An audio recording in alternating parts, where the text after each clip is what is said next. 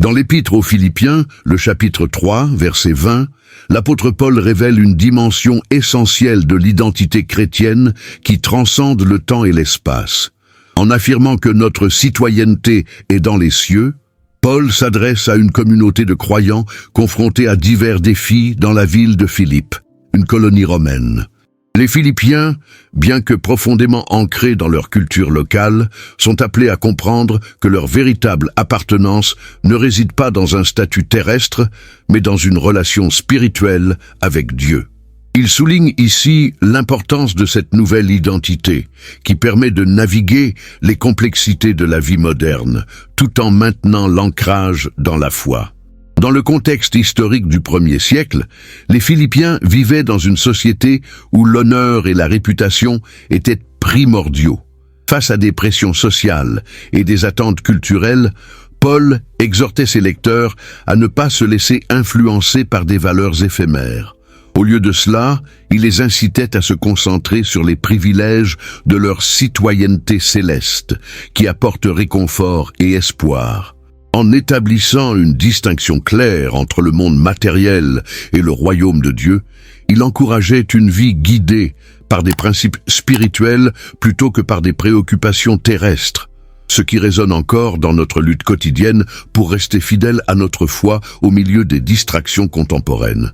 Paul évoque également l'idée que cette citoyenneté céleste implique une transformation intérieure. En raison de leur appartenance au Christ, les Philippiens sont appelés à vivre de manière à refléter cette identité. L'apôtre Paulus enseigne que cette transformation se manifeste par des comportements qui honorent Dieu, même lorsque ceux-ci vont à l'encontre des normes sociales. La cristallisation de leur identité élevée appelle à l'intégrité, à la gratitude et à un sens de la mission qui dépasse le cadre de leurs préoccupations immédiates. Ce changement de perspective est crucial, non seulement pour leur propre croissance spirituelle, mais aussi pour leur témoignage auprès des autres. À travers son enseignement, Paul veut que les Philippiens comprennent que leur futur eschatologique est aussi fondamental pour leur choix quotidien, en anticipant le retour du Christ, qui transformera leurs corps humbles en quelque chose de glorieux. Ils sont encouragés à vivre en toute emphase pour le royaume de Dieu. Cette promesse de transformation ne sert pas seulement de motif d'espoir, mais pose également un défi qui requiert action et engagement. Quelle décision alors découle de cette citoyenneté éternelle? Comment cela les incite-t-il à se lever au-delà des conflits éphémères et des préoccupations matérielles de leur époque? En somme, Paul, par son exhortation aux Philippiens, nous rappelle que notre identité en Christ définit notre façon de vivre ici et maintenant. Chaque croyant est invité à se questionner sur l'impact de cette citoyenneté céleste sur sa vie quotidienne, ses priorités et ses interactions. L'art de vivre en tant que citoyen céleste dans un monde matérialiste est un véritable défi. Mais c'est également une opportunité de briller dans l'obscurité, incarnant l'amour et la grâce du Christ. Dans un monde en constante évolution, se souvenir de notre destination éternelle peut éclairer notre chemin dans les moments de doute et de confusion. L'apôtre Paul a souvent mis en lumière l'importance cruciale de notre citoyenneté céleste, une thématique particulièrement accentuée dans sa lettre aux Philippiens, où il affirme que notre véritable patrie est dans les cieux. Dans un contexte où les Philippiens faisaient face à des pressions tant internes qu'externes, Paolo les encourage à ne pas se laisser influencer par les valeurs de ce monde, qui peuvent souvent s'opposer à l'éthique du royaume de Dieu. Ainsi, comprendre que leur identité est ancrée dans le ciel était un appel à élever leurs pensées et leurs actions au-delà des préoccupations terrestres. Cette perception de la citoyenneté céleste est essentielle pour renforcer leur foi et les garder unis dans les moments de crise. L'univers romain au 1er siècle était marqué par un nationalisme fort et une fidélité inébranlable à l'État. En adressant ces exhortations, Paolo conscientise ses lecteurs sur le fait que, bien qu'ils vivent dans un empire, leur allégeance ultime revenait à Dieu. Il les invite à se voir comme des ambassadeurs de Christ, ayant une mission qui transcende la simple existence matérielle. Dans cet environnement turbulent, Paolo rappelle aux croyants que leur plus grande responsabilité n'est pas envers les lois humaines, mais envers les commandements divins qui, par nature, protègent et promeuvent l'amour, la justice et la paix. La manière dont Paolo aborde ce concept de citoyenneté céleste est profondément psychologique. Il ne s'agit pas seulement d'un appel à la morale, mais d'une invitation à révolutionner leurs pensées. En faisant référence à la citoyenneté céleste, il encourage les Philippiens à réfléchir à la nature éphémère de leur vie sur terre comparée à la promesse d'une existence éternelle.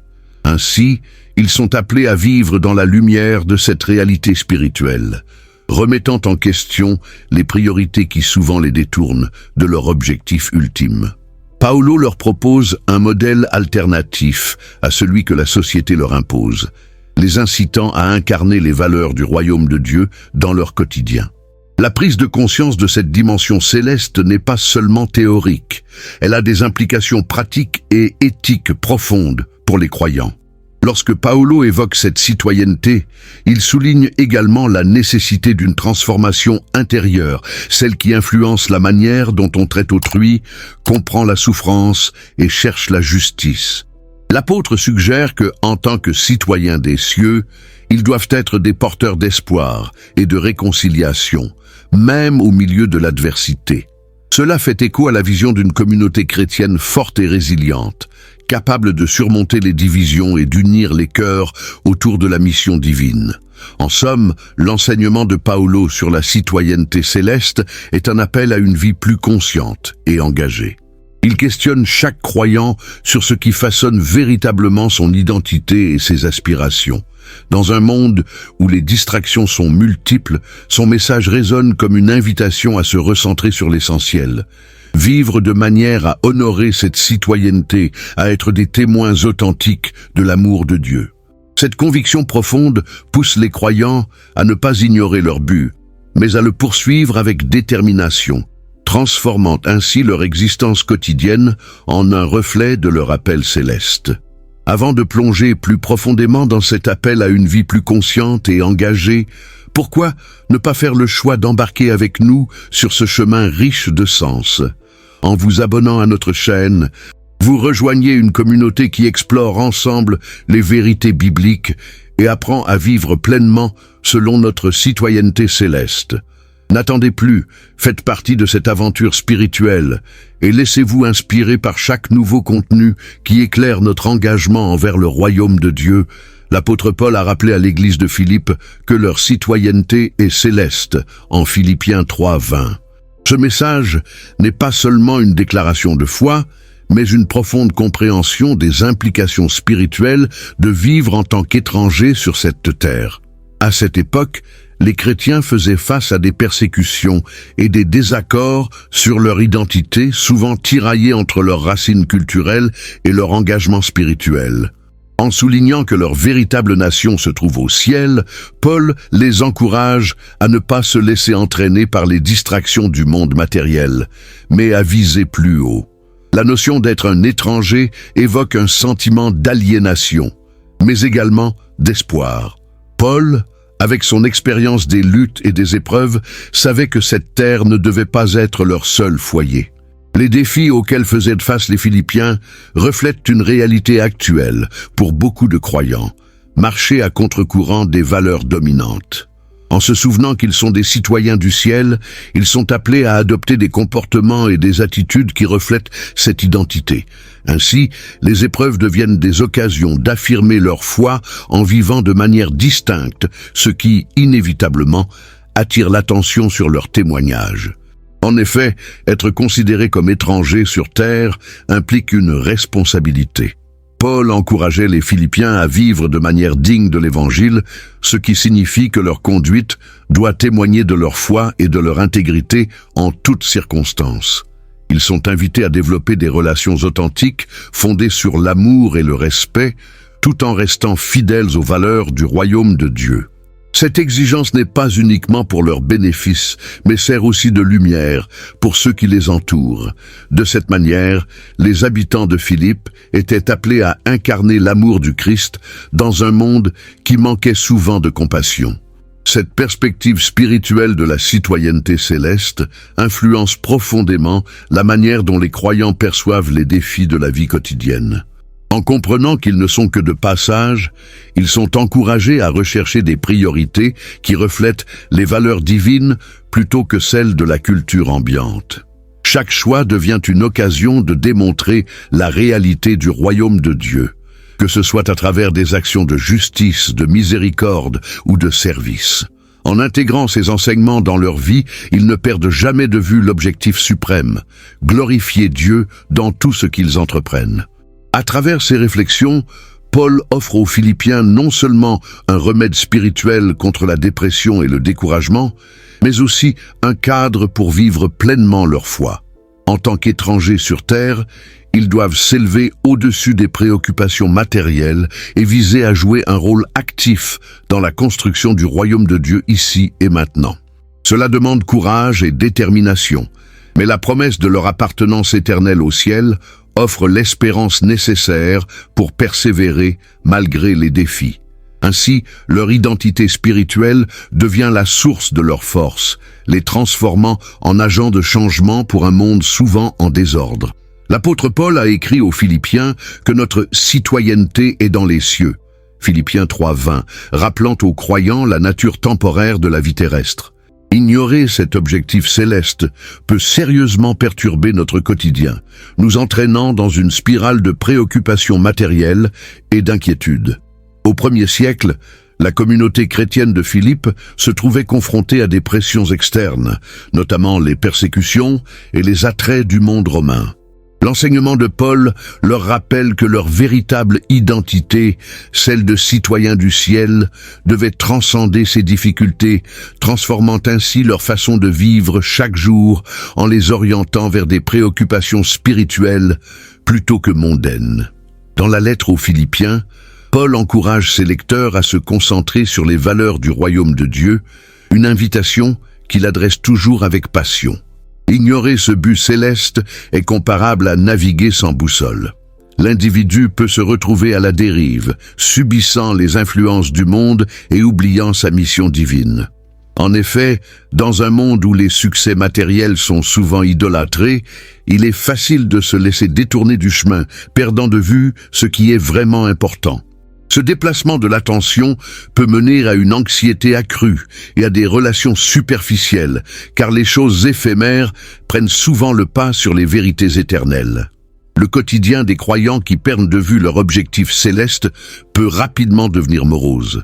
Paul lui-même, en prison, a exemplifié la joie et la paix qui viennent d'une relation intime avec Christ plutôt que des circonstances extérieures. Lorsqu'un chrétien se concentre sur le ciel, cela influe sur ses interactions avec autrui. La compassion, la générosité et le pardon deviennent des réflexes naturels, because l'empreinte du ciel façonne leur caractère. L'apôtre a sans cesse rappelé que cette perspective céleste devrait influencer la manière dont nous choisissons de vivre et d'agir au sein de nos communautés, nous incitant à rechercher d'abord le royaume de Dieu. Par ailleurs, ignorer notre but céleste peut également nous plonger dans un cycle de fatigue épuisante. Dans la culture moderne, où le stress et l'urgence semblent être la norme, les humains doivent comprendre que se concentrer uniquement sur les attentes du monde peut nous laisser insatisfaits et épuisés. Paul a enseigné que la paix de Dieu, qui surpasse toute compréhension, garde nos cœurs et nos esprits. Philippiens 4:7. En laissant de côté notre but céleste, nous privons notre âme de cette paix, nous empêchant de développer un esprit de joie, même lorsque les temps sont durs. L'apôtre Paul, avec ses lettres, nous invite à une introspection sincère.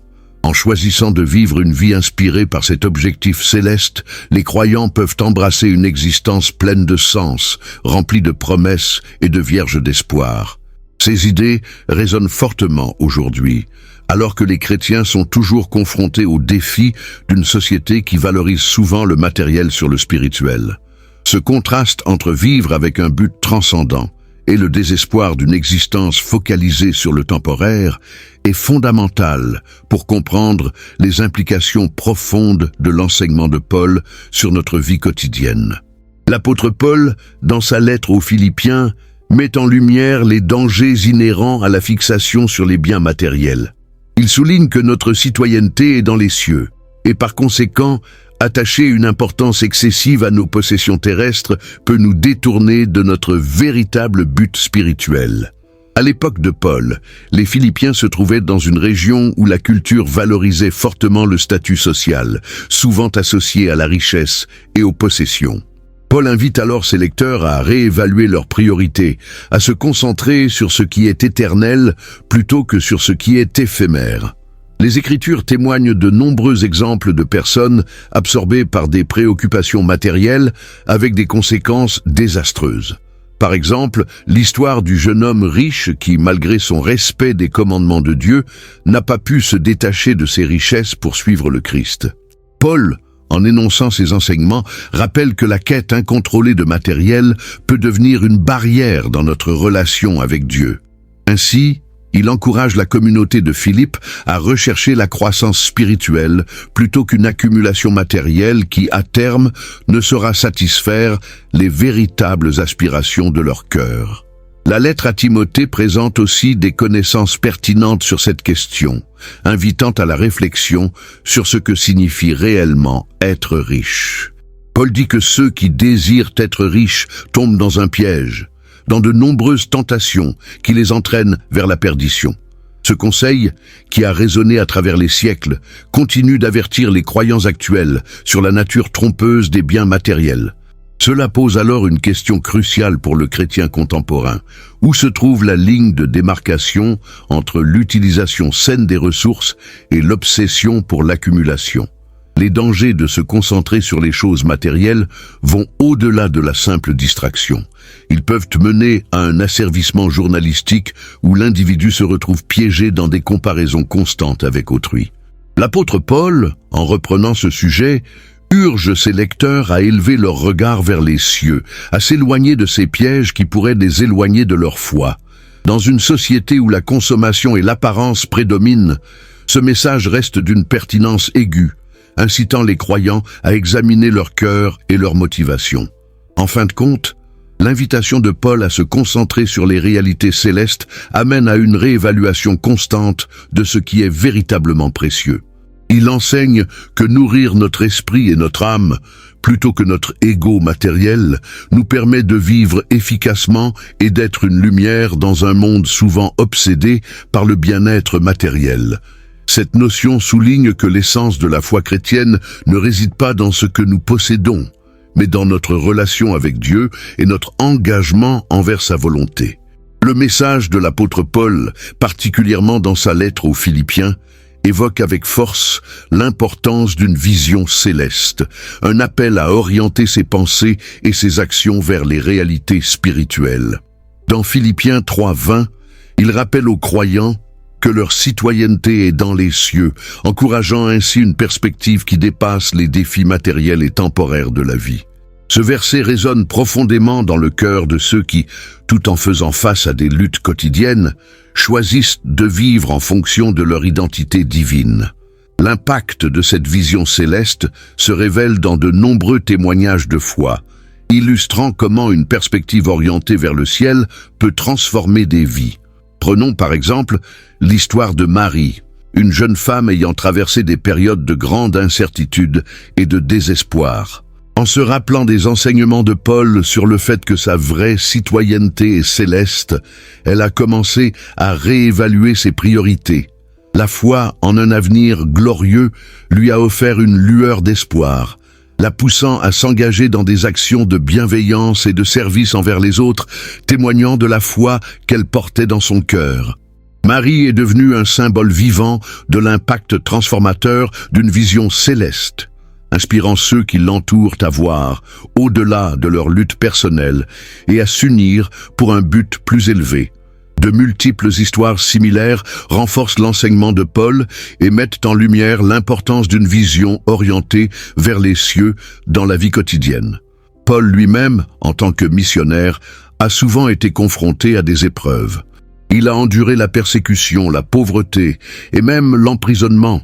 Mais sa foi inébranlable et sa vision céleste lui ont permis de surmonter ces obstacles.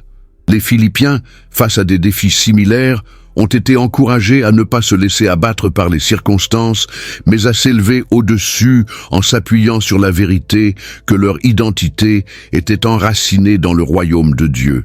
Cela démontre que les défis présents ne peuvent jamais effacer les promesses de Dieu pour l'avenir. Cette réalité spirituelle a également des implications pratiques. Paul a encouragé les croyants à vivre d'une manière digne de l'Évangile, ce qui signifie que leur comportement devrait refléter les valeurs du royaume céleste. Lorsqu'une personne choisit d'adopter cette perspective, cela ne se contentera pas d'avoir un impact sur sa propre vie, mais influencera aussi sa communauté. Des actions telles que l'amour, la miséricorde et la justice deviennent les fruits d'une foi nourrie par une vision céleste. L'apôtre Paul a ainsi tracé un cadre pour que chaque chrétien puisse s'épanouir dans la mission de vivre comme un ambassadeur de Christ, portant un message d'espoir et d'amour dans un monde souvent empli de confusion et de désespoir. Le témoignage de ceux qui adoptent cette vision céleste continue de résonner aujourd'hui. Lorsqu'on observe des vies transformées, il est évident que l'enseignement de l'apôtre Paul transcende les âges. Sa capacité à motiver les gens à dépasser les défis contemporains grâce à une perspective spirituelle est un prédicat fondamental de sa lettre aux Philippiens. En cultivant cette vision céleste, chaque croyant est encouragé à être une source de lumière pour les autres, à partager l'espoir garanti par la vérité de la foi. Ces histoires de transformation déclenchent un effet d'entraînement, rendant visible l'impact de la foi au sein de la communauté et renforçant la conviction que de vivre selon les principes du royaume céleste est réellement possible. L'apôtre Paul a enseigné dans sa lettre aux Philippiens que notre citoyenneté est aux cieux, ce qui soulève une question essentielle pour ceux qui cherchent une vie spirituelle épanouie. Comment cultiver une mentalité de citoyen des cieux dans un monde souvent troublé par les engagements matériels et les préoccupations quotidiennes? Dans le contexte de la ville de Philippe, une colonie romaine peuplée de citoyens romains, Paul a confronté les Philippiens à la nécessité de transcender leur identité terrestre pour embrasser celle du ciel. En cultivant cette mentalité, ils étaient invités à se concentrer sur des valeurs célestes et à mener une vie conforme aux principes du royaume de Dieu. Pour développer cette mentalité, il est crucial de comprendre l'importance de la prière et de l'engagement spirituel. L'apôtre Paul, dans ses différentes lettres, n'a jamais manqué de souligner le rôle fondamental de la prière comme moyen de maintenir une connexion constante avec le divin. Les Philippiens étaient encouragés à prier en toutes circonstances, grâce à une communication ouverte avec Dieu, permettant ainsi à leur esprit de s'élever au-dessus des soucis matériels. De plus, cette pratique de la prière les aidait à clarifier leur vision, à apaiser leurs craintes et à renforcer leur foi, les ancrant ainsi dans leur identité céleste. Un autre aspect essentiel que Paul met en avant est l'importance de la communauté. La lettre aux Philippiens n'est pas seulement une exhortation personnelle, mais elle souligne aussi le rôle de l'Église comme corps de Christ. Paul encourageait les Philippiens à se soutenir mutuellement dans leur parcours spirituel, à partager des expériences et à bâtir des relations fécondes qui renforceraient leur identité de citoyens des cieux. En s'édifiant les uns les autres dans l'amour et la foi, ils renforçaient leur statut de communauté sculptée à l'image du royaume de Dieu, se rapprochant ainsi des préceptes de l'Évangile. Paul aborde également le concept de la transformation intérieure comme une clé pour vivre en tant que citoyens des cieux. Il exhortait les Philippiens à renouveler leur esprit et à ne pas se conformer au schéma de pensée de ce monde. Cela nécessitait un abandon des valeurs terrestres, telles que la vanité et l'égoïsme, en faveur de vertus célestes comme l'humilité, la bonté et la paix. En changeant leur façon de penser, les Philippiens étaient appelés à adopter une nouvelle attitude qui reflétait la grandeur de leur citoyenneté céleste, rendant ainsi leur témoignage authentique et puissant aux yeux du monde. Enfin, Paul rappelle aux Philippiens l'importance de l'espérance dans leur parcours, l'espérance d'un avenir glorieux, tel qu'énoncé dans leurs promesses célestes, devait les guider dans les moments de difficulté. En gardant les yeux fixés sur le prix de leur appel céleste, ils étaient invités à persévérer avec courage face aux épreuves, en sachant que leur véritable maison n'était pas de ce monde. Cette perspective leur donnait une force incroyable pour surmonter les défis, les poussant à vivre de manière à honorer leur vocation de citoyens des cieux et à devenir des témoins vivants de la grâce divine dans tous les aspects de leur existence. Dans la lettre aux Philippiens, l'apôtre Paul exprime des thèmes de grande portée, dont l'attente et l'espérance, qui sont des vertus essentielles pour la vie chrétienne. Il rappelle aux Philippiens que leur citoyenneté est dans les cieux. Et cette affirmation résonne puissamment à une époque où la communauté chrétienne fait face à des défis et des défis. Paul, sachant qu'il est en prison, rappelle aux fidèles qu'ils doivent garder les yeux fixés sur l'avenir prometteur que Dieu leur réserve. Cet appel à une espérance vivante est un puissant antidote au découragement et à la désespérance qui peuvent surgir dans les moments difficiles. L'attente évoquée par Paul n'est pas une passivité, elle est dynamique et impliquante. En effet, elle exige une préparation constante à travers la prière, l'étude des Écritures et la vie communautaire. Cette attente active, qui permet de vivre en accord avec les valeurs du royaume de Dieu, enrichit les individus en leur donnant un but et une direction dans leur foi. Ce même esprit d'attente peut aider les chrétiens d'aujourd'hui à se concentrer sur ce qui est véritablement important, au-delà des distractions et des préoccupations quotidiennes. L'apôtre exhorte donc à une attitude qui transcende le présent en regardant vers un avenir glorieux. Les épreuves que Paul et les Philippiens traversent illustrent à quel point l'espérance est vitale. Pour ceux qui vivent des moments de souffrance ou d'incertitude, la promesse d'une vie renouvelée peut apporter un immense réconfort. Paul utilise son propre exemple de persévérance face à l'adversité pour encourager les autres. Il démontre que les épreuves ne sont pas seulement des obstacles, mais des occasions de croissance spirituelle. Cette perception peut interpeller les croyants contemporains, les incitant à voir leur lutte comme une préparation pour le cadeau céleste, renforçant ainsi leur foi. De plus, l'attente et l'espérance développent des vertus telles que la patience et la confiance. En restant ancrés dans l'espérance, les chrétiens sont mieux équipés pour répondre aux défis de la vie avec sérénité. Lorsque l'apôtre Paul invite les Philippiens à se réjouir dans le Seigneur, il les guide vers une réalisation que la joie est indépendante des circonstances externes. Cette réalité spirituelle trouve écho dans la vie quotidienne des croyants, qui peuvent alors affronter l'adversité avec un cœur courageux, sachant que Dieu est à l'œuvre en toutes choses. Ainsi, l'enseignement de l'apôtre Paul sur l'attente et l'espérance éclaircit une voie vers une vie pleine de sens. Ces vertus ne sont pas seulement des concepts théologiques, mais des éléments pratiques que les chrétiens sont appelés à vivre chaque jour. En cultivant cette espérance active, les croyants aident non seulement leur propre cheminement, mais encouragent aussi ceux qui les entourent à rechercher une foi vibrante et vivante. Paul, avec son message intemporel, continue d'inspirer les cœurs à élargir leur compréhension de ce que signifie réellement rester ferme dans l'attente de la promesse divine. L'apôtre Paul, dans sa lettre aux Philippiens, nous rappelle que notre citoyenneté est dans les cieux, et cette vérité constitue le fondement de notre existence. À travers ses écrits, il nous exhorte à prendre des actions concrètes pour aligner notre vie sur notre véritable but. Dans le contexte historique de l'Église de Philippe, il est important de comprendre que les membres de cette communauté faisaient face à des pressions extérieures, des défis sociaux et des inquiétudes sur leur identité. Ces circonstances l'amènent à souligner que leur objectif ultime ne doit pas se limiter à des réussites terrestres, mais à une vie de foi qui reflète leurs valeurs célestes. Aligner notre vie sur ce but céleste demande une introspection sincère et une intentionnalité dans nos choix quotidiens. Paul invite ses lecteurs à évaluer leurs priorités, réaliser que certaines ambitions peuvent nous éloigner de notre véritable vocation spirituelle est cruciale. Par exemple, la quête du succès matériel peut sembler attrayante, mais elle peut nous distraire de la mission que nous avons en tant que disciples du Christ. L'apôtre Paul, en témoignant de sa propre vie, nous montre que son engagement envers le Christ transcende les attentes du monde, nous poussant ainsi à une démarche similaire.